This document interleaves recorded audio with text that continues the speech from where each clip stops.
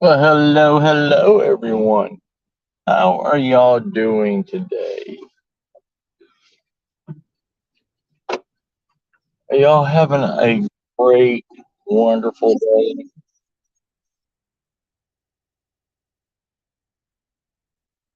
Sorry, I am lost. I don't know where I am. But, anyways, you're gonna hear where I am.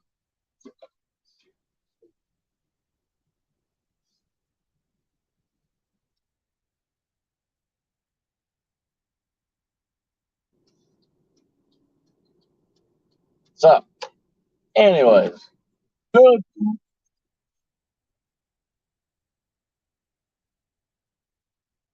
Thanks, GPS. Thanks. So, anyways,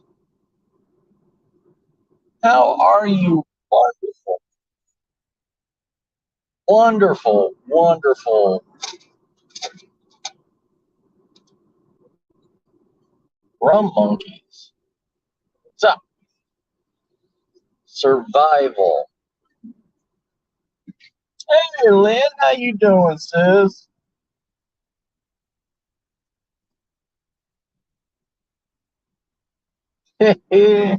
Yes, ma'am. How you doing, sis? So you're gonna have to hear my GPS here for a little while. What's up, Ron, brother? How you doing? Well, I got me some Starbucks. Everybody loves Starbucks, Ron.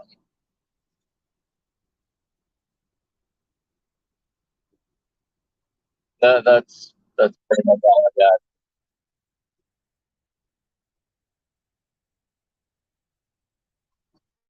Oh, I'm doing good, Lynn, sis. I'm doing good. I'm lost. I had to go to a place last night, do meetings and everything, and don't know how to get back home.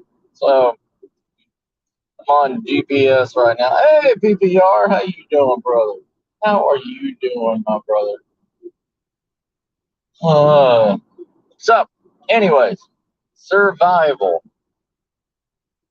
No problem. I'll still be here, Lynn. Don't worry, sis. Survival. It is going to be. Give me a little bit, and we'll do an open panel discussion on some certain topics, and we will.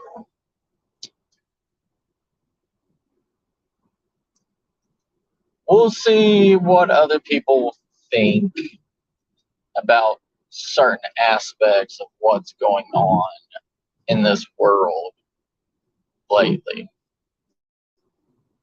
There has been a lot of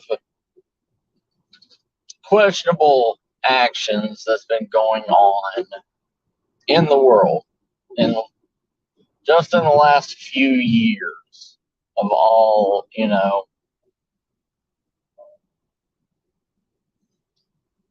and with the questionable actions of government, NASA,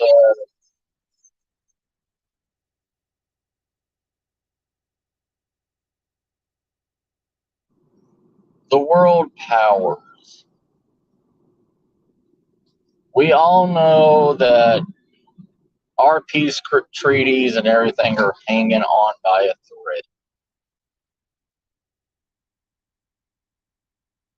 Give me 1 second. Let me get out of this traffic and I'll look at chat. Hey, Shelly, how you doing, sis?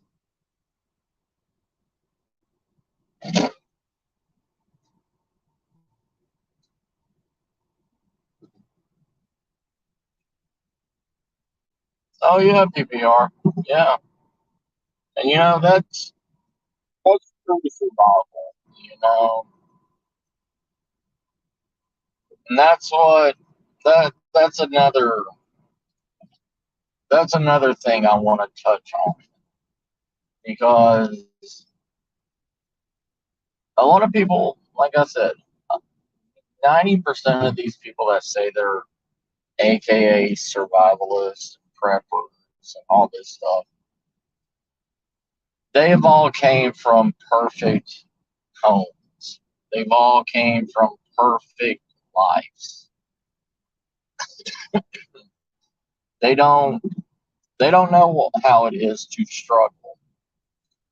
As long as they've got an income coming in, and most of these survivalists and everything, they're either retired or they have damn good jobs that allow them to live this hobby lifestyle. It's to a majority of these people, it's a game.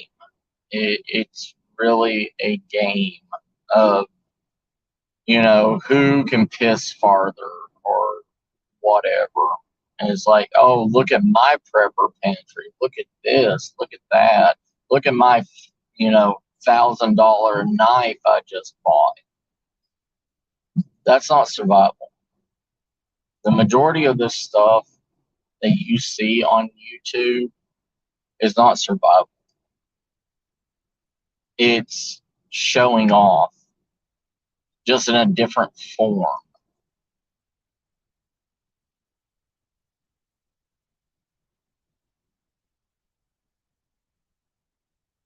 What's up, Dan? How you doing, brother?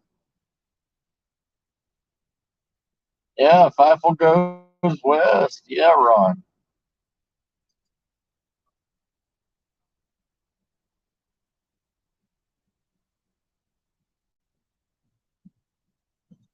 Oh, I understand. I understand PPR. Like, see, like me, I grew up poor. I grew up homeless and everything. Yeah, same here, PPR, brother. Not knowing where your next meal is going to come, not knowing how you're going to get your next meal, the things that you have put in your mouth and in your stomach that would make anybody else sick, that's true survival. Most of these survivalists, and preppers, and everything, they think they're going to live forever on their year and a half worth of MREs and dehydrated mountain houses and their astronaut food, their dehydrated ice cream bars. And they, the majority of people are dumb when it comes to survival, at least in reality. Most people have never suffered.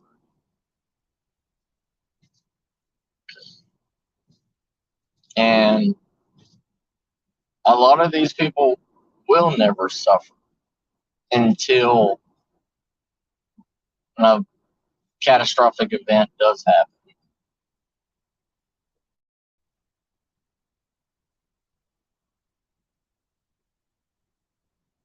Oh, yeah. Yeah. Yeah. PPR, brother. Yeah. It's like I said, most of these people think it's a game. Just like Bear Grylls, just like Les Stroud, all these people. It's a game to them. Look at Les Stroud. Do you see Les Stroud suffering? No. He's got a multi-million-dollar house in Canada. He's not, he's doing this as a show. Same thing with Bear Grylls. He's doing it as a show. And I think it's disrespectful to other people that are putting their time, their money, their life into this stuff because they are following fake footsteps. Half of these people that are prepping and doing survival skills and all this stuff, they do it as a hobby. What's up, Fighting Kino? How you doing, my friend?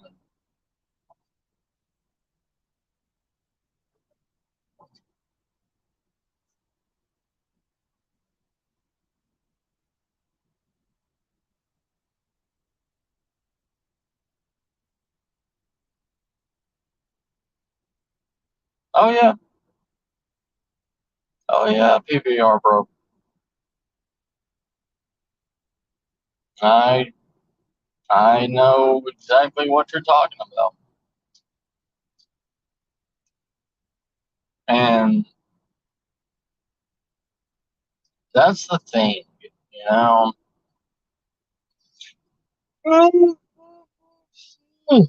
Oh, sorry. You know, most of the population are starving. Most of the population are hurting and truly are surviving day to day by mere scraps. You know, it's you can look at every generation. Every generation has had the poor, has had. Hello, Emily. How you doing, sister? Hey, Lee. How you doing, brother?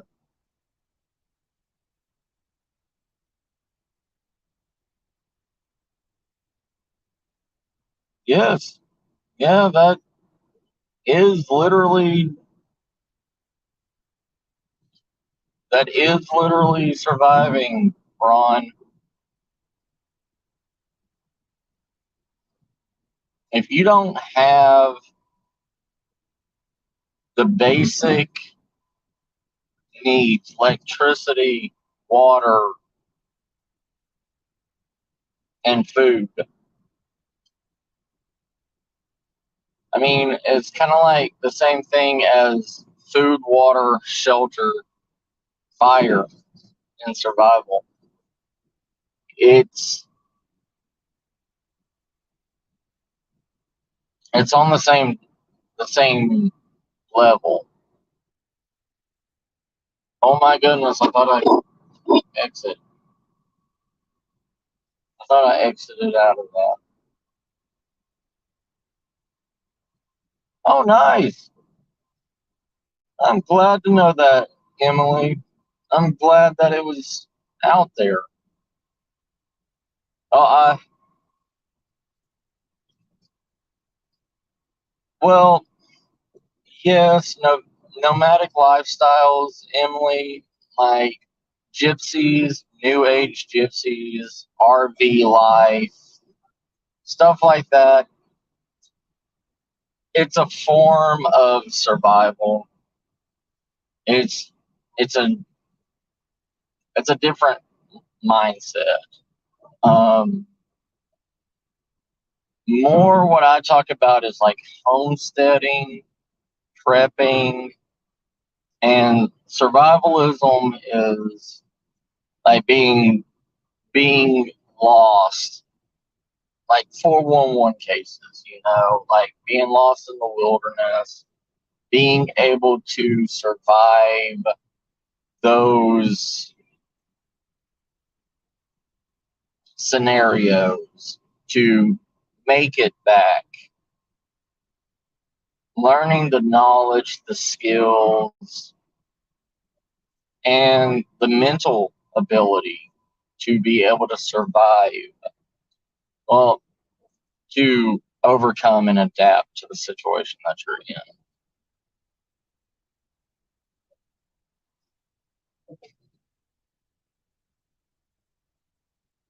Yep.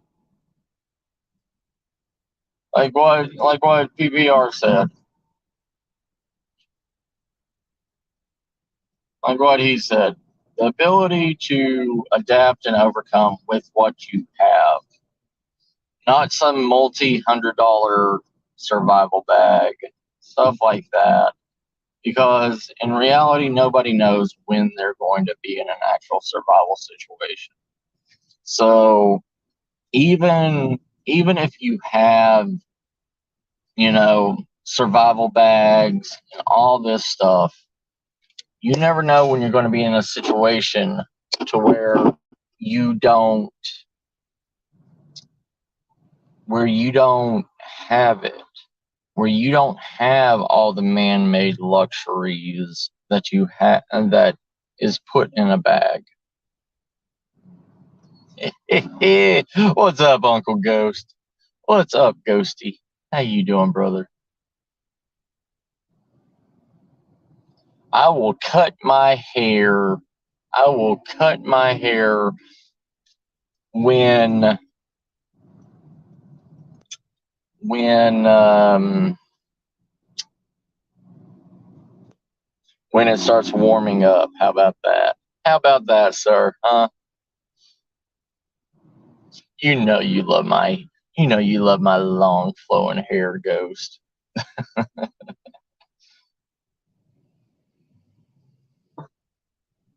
Right, Emily. Yes. And that's one of the that's one of the things that we're building up to is being able to take care of ourselves if society collapses. If the way of everyday life, because you never know what's around the next corner. You don't know if we're going to have another epidemic. You don't know if we're going to have food shortages soon. We saw how thin the wall was during during the mat during the first wave of COVID, when people were not able to go to work, when people were literally trapped inside their houses and everything.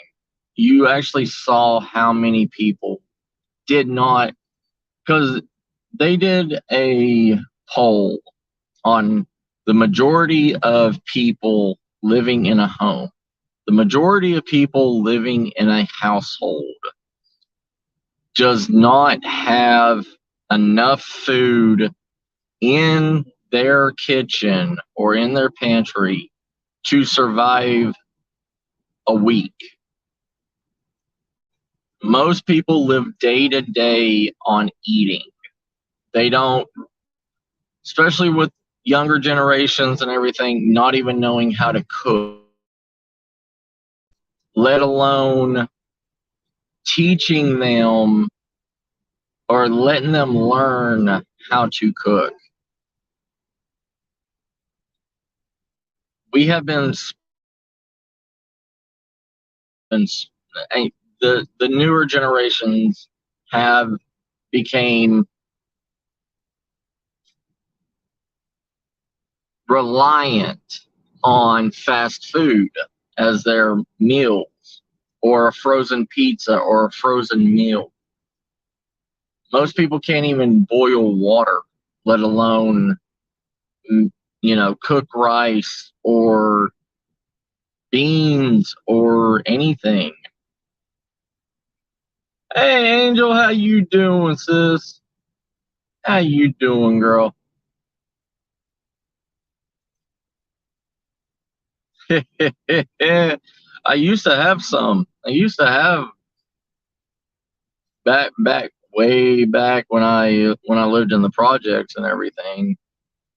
I used to have corn rolls, but you know,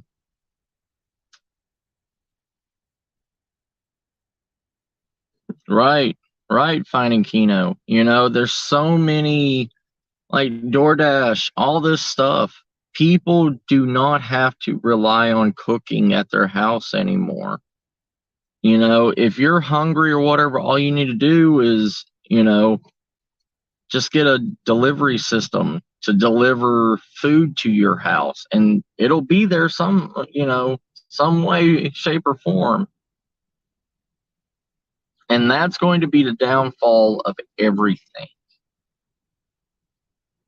If a true cataclysmic event happens, a true end of the world scenario happens, it's not going to be because,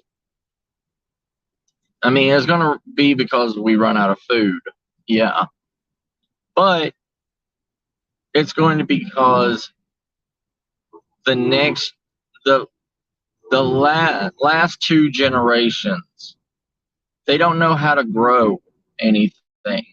They don't know how to cook. They rely too much on the system to take care of them.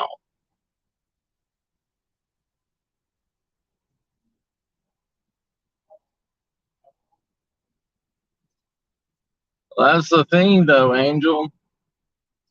Half of these people, while they're trying to learn how to cook, they're going to die from it because they're either going to undercook their food. All you need to do is undercook chicken a good 2 or 3 times and you'll never come back out of it. You goes with, a lot of stuff.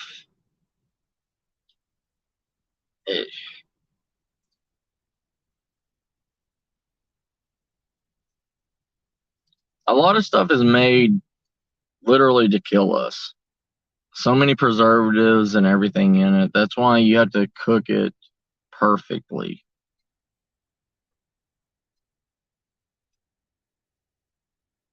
Uh, you know, there was a house that was down the street from me and everything, and it burnt down because the girl was by herself. She was in her 20s, living with her parents and everything, and her parents were out of town, and she wanted to cook pasta for her boyfriend. Well, she didn't break the pasta. She didn't put it in the water. She didn't let it go down. She just emptied the box out and let it boil, and the noodles caught on fire and burnt down and like literally set fire to her kitchen and everything, her parents' kitchen. And that's what I'm trying to say. Like people think they see a few bubbles and that means it's boiling, you know? It's just the water heating up.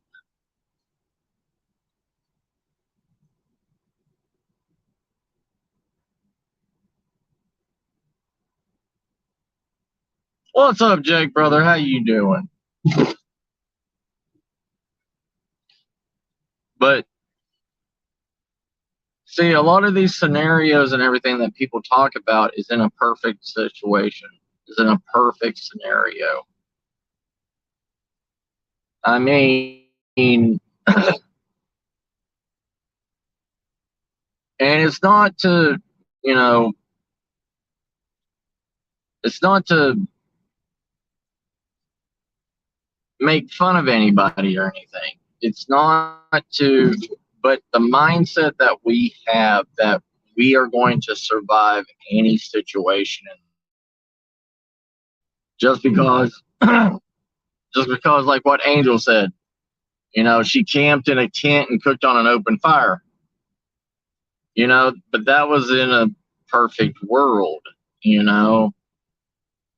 That was in a perfect scenario. It's hard to cook on an open fire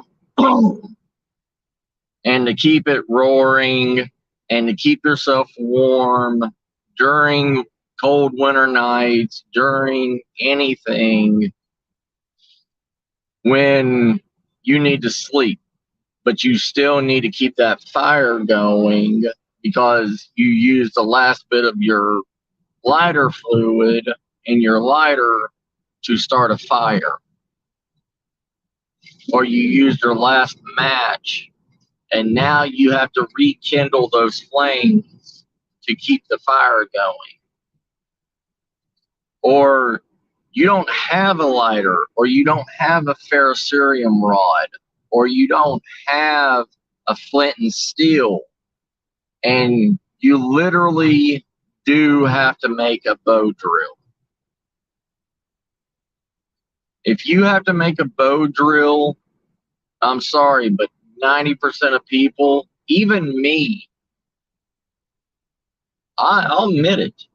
I'm not afraid to admit it, but I'll be damned if I'm going to spend 3 to 4 hours processing wood,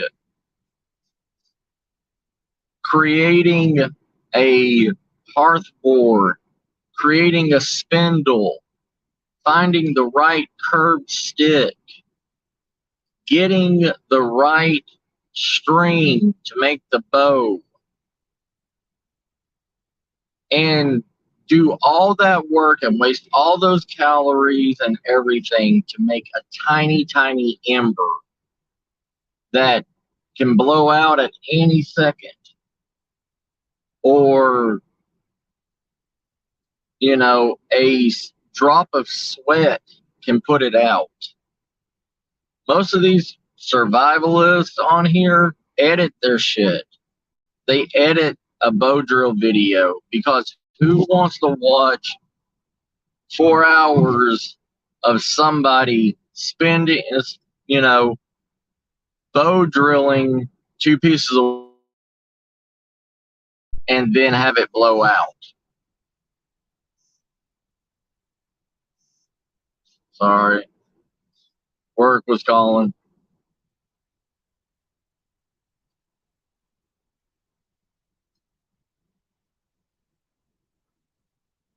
See, and that's what I'm trying to say, Angel. People look at TikTok or look at something and they think they know that they can do that. I don't know how they did it, but literally the pasta was on fire and their house got burnt down. Well, the kitchen got burnt down.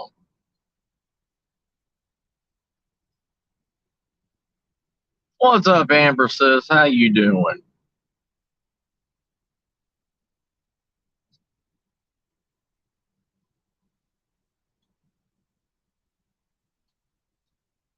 Oh yeah, I know how to make fire 500 different ways too, Angel, but the thing is simpler the better.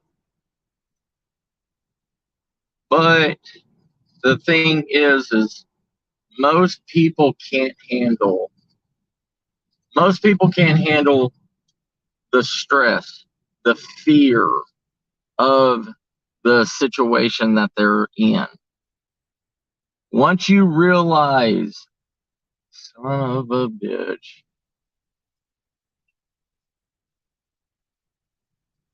dually about fishtailed behind me because it comes to a slamming halt in the rain, not paying attention. See, that's what I'm talking about. The guy behind me could have died because he's just not paying attention. And it's like me.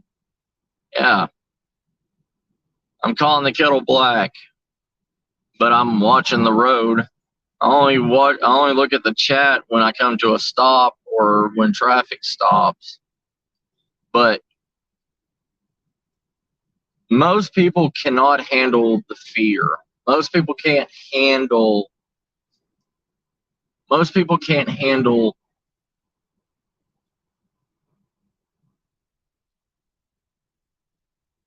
the not normal. When somebody realizes 90% of the 411 cases is people getting lost and freaking out.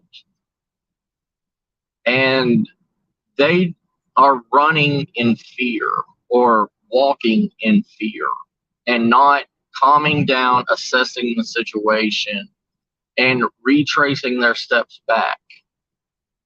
Most people believe that if they just keep going one way or another, they'll find the way that they can. But hundreds and hundreds and hundreds of people have proven this wrong. You get what's called forest delusions when you're in a forest. If you're lost and everything, you think you can just turn around, walk straight. In the forest where there's trees, limbs, everything.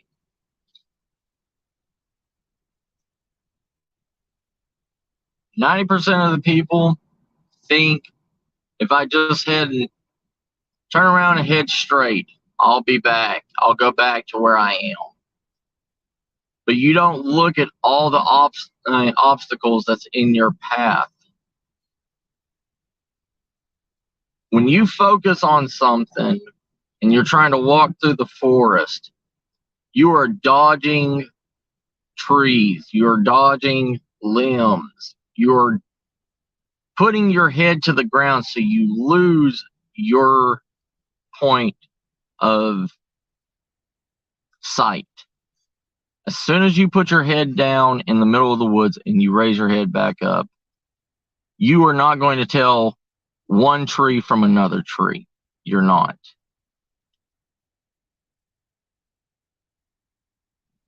Oh, yeah.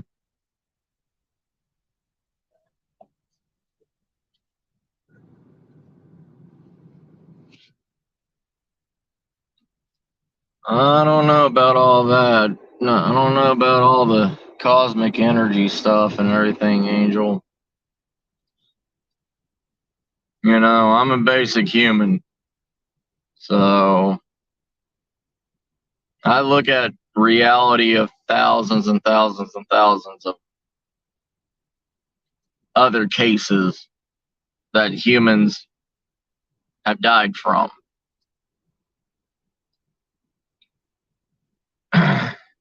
All the 411 cases. You know, there's over 30,000 411 cases a day in this world. In all the countries combined, 30,000 411 cases. And out of 10, maybe 3 of them are found in a timely manner. Most of the time when they're found, they are dead or about to die. There's only a select handful that have survived because they were in a perfect area. They had water around them. And that's the one thing to keep you alive throughout anything is water. Water, you can use it to trick your stomach. You can drink and drink and drink and keep your stomach full, and your body will think that you're full. So you stop the hunger pains. You don't let your stomach shrink as long as you can gorge yourself on water. But a lot of people aren't that lucky. A lot of people aren't in a national forest that has trail markings and plenty of water sources around.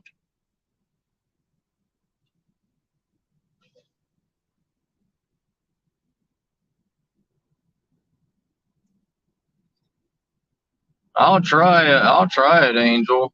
I can't promise anything. But yeah, Amber. Yeah, Amber. Yeah, fear. Oh yeah, any kind of fluff, any kind of fluff that has cotton in it is a great tinder source. I mean, I'm not one of those. I'm not one of those diehard survivalists that puts like 5 million things of dryer lint in my go bag. Yes, in a survival situation and everything, if that's your only means, even just collecting the fluff off of your cotton socks around your ankles, the little fluff balls, if you can collect enough of that to make half of a dime, just a small spark will ignite that.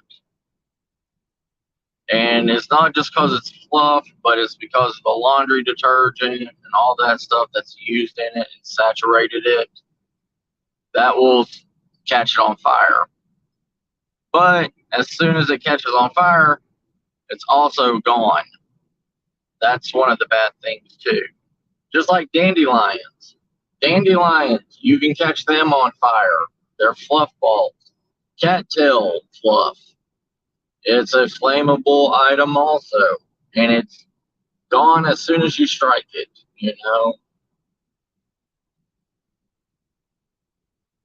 They're, but as y'all saw through history, well, at least through the epidemic that's happened, you know, the first wave and the second wave, people people will always be your number one problem in anything, in apocalyptic or epidemic survival. If the system collapses, if that's a big word, you know, if there's been hundreds and hundreds and hundreds of times where the system has almost collapsed.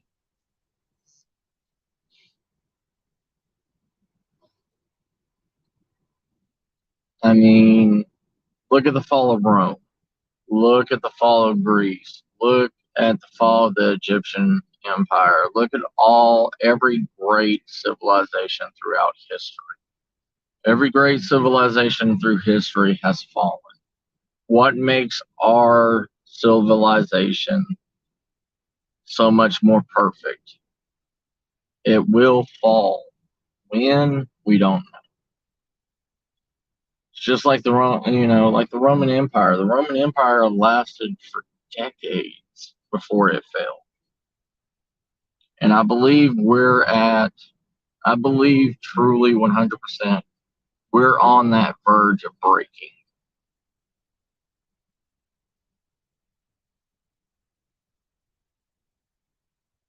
We've always been holding on by a thread. I mean, the Civil War, look how long it took after the Civil War to rebuild society. Look how long it took during the Great Depression to rebuild society. Look how long it took to rebuild our food sources and everything after the Dust Bowl. We're still hurting from the Midwest floodings almost 15 years ago. About 12 years ago. 12 years. That was a long time. If you actually look at it, 12 years is a long time. And we're still recovering from all that. Millions and millions and millions of pounds of vegetables, meat, crops, everything. We're still hurting from it. What's up, Danny, brother? What's up? How you doing, brother? The world's holding on with stitches.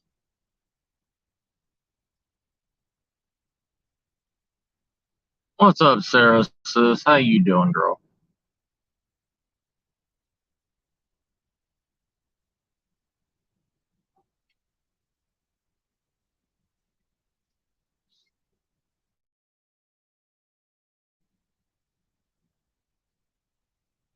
Yep.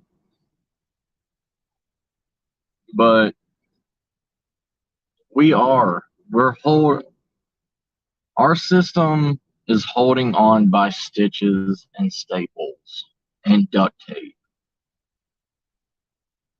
And even the duct tape is giving away. And, the bird flu that has happened, millions and millions of chickens have been slaughtered.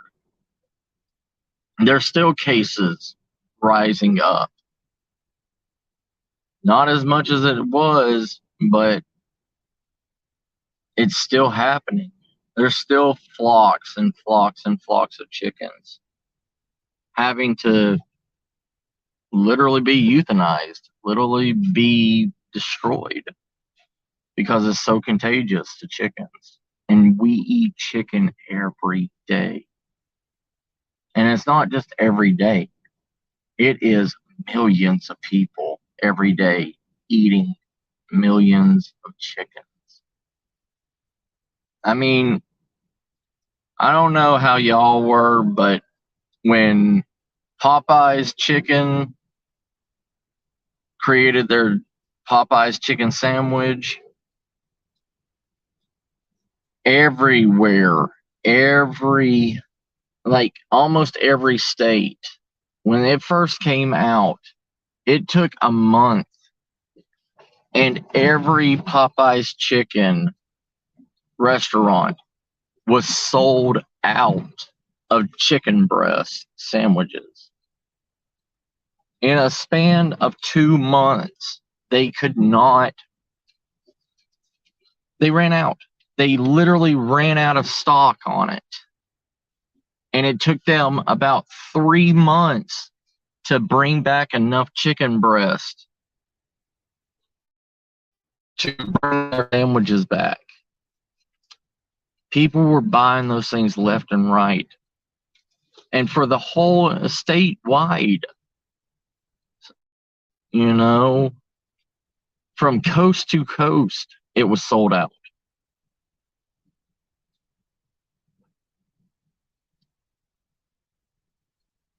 Oh, yeah. I mean, my wife likes KFC.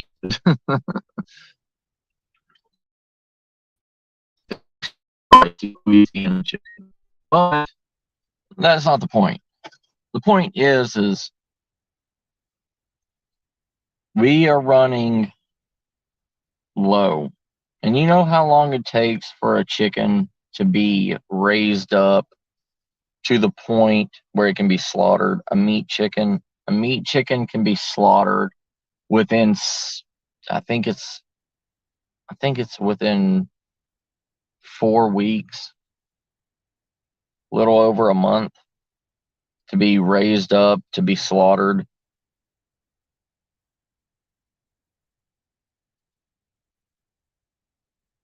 But that just goes to show you, just like last night, I took Miss Star out, and before I went to work and everything, I took Miss Star out to Panda Express. Panda Express every day they go through 30,000 pounds of Angus beef a day. A day. And the Panda Express that we had here, they close at 9 o'clock and everything, but they were literally out of stock last night. And they could not cook. They closed down the place because they were out of food. They were out of resources. Oh, Miss Star's doing good, Lynn. She's, you know, she's been. Sorry, everybody.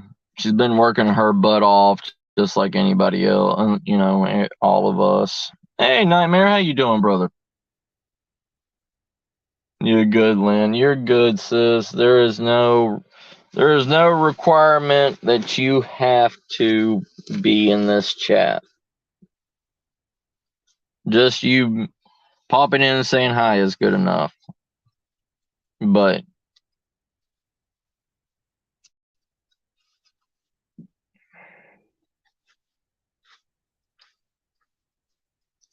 I'm here at the house and everything. I'm going to open up panel here in a second. How you doing, Nightmare, brother? I'm going to open up panel here in a second. After I set up what we're going to discuss. I got thrown off because I was driving and everything, but the major topic is, are we doomed right now? Do you believe this asteroid is going to hit? And if so, where are you going to be? What's up, Jax, brother? How you doing? Oh yeah. Oh, I love fresh cut pork. I have a local butcher and everything. When I do hunt, I take it down there to go get processed and everything. Oh, I mean, what do you think is going to happen soon? Do you believe we're going to die from this meteor? Or do you believe we're going to... Is there going to be another world-ending scenario that you believe that's going to happen? Oh, I'm doing all right, brother. I'm doing good.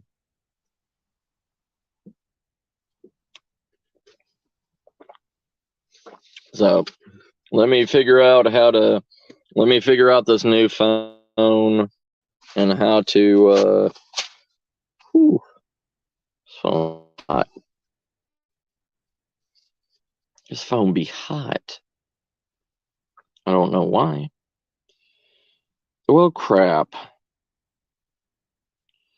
GG is on. All right, everybody. We'll do another live stream after Gorilla, okay? After Gorilla Gamer. You're looking for me, Ron? I will help you the best I can.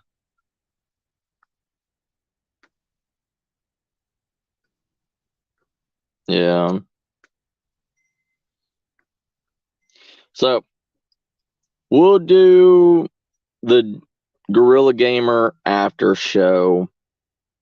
All right. I'll meet you all over at Gorilla Gamers, and then I'll start another one. Then we'll do a real open discussion, okay, everybody? So, I love you all. Any of the mods drop Gorilla's Will's link into chat, and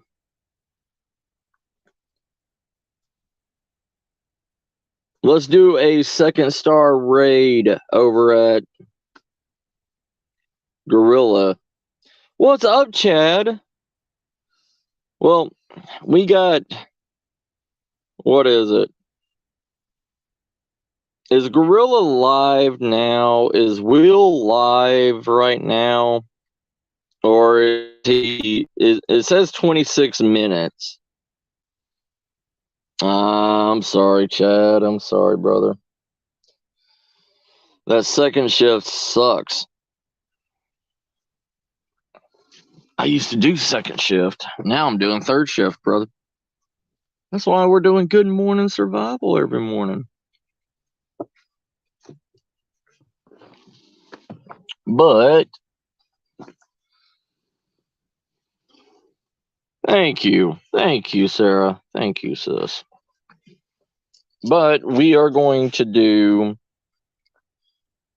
We're going to go over to Gorilla's, Mr. Will's live stream when it starts. I got you, Angel. Part-time ain't bad. At least it gives you, good time to be with, your family and everything. But Eric's on also. Jeez, I didn't get his notification. See, this is why I hate button heads with everybody that's in our family. Because if I don't get the notification, I don't know that they're live. Has he been on? See, I just got his notification. Son of a bitch.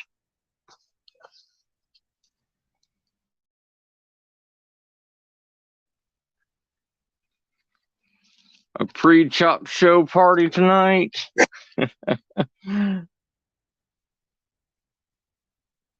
Okay, Eric's on in half an hour, but GG's on now. Ugh.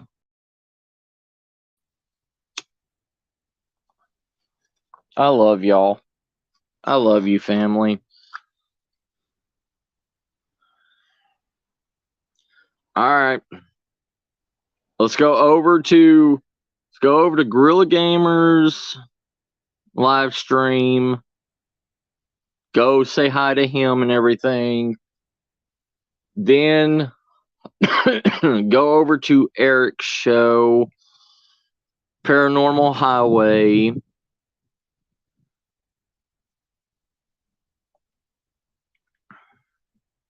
Yeah, let's go over to Will's. Go raid him. Then we'll all raid Eric's show after Gorilla's show. How about that? Yes. Let's do a furry yiff party and slide on over to GG's. All right, family. I love y'all. We'll do an open panel and everything after everybody else, okay? I love you, family. See y'all over at Gorillas. Say second star raid. 2 clown faces. Love you. Catch y'all over there. Bye, fam. Mwah. Later, Chad, brother. Y'all take care. Love y'all, fam.